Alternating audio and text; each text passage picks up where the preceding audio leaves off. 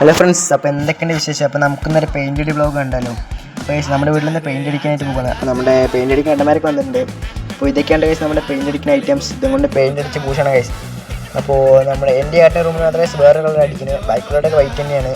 അപ്പോൾ ഇത് അവർ പണിയൊക്കെ തുടങ്ങിയ കേസ്. അപ്പോൾ പിന്നെ അവർക്ക് 10 മണിക്ക് ഭക്ഷണമൊന്നും എടുക്കാൻ പറ്റിയില്ല, അങ്ങനെ ഫുൾ പണി ചെയ്ത് തന്നെ ഫുൾ ബിസി ആയിരുന്നു. എല്ലാത്തിനും ഞാൻ തന്നെ വേണം പറഞ്ഞാൽ നടക്കില്ലല്ലോ കേസ്.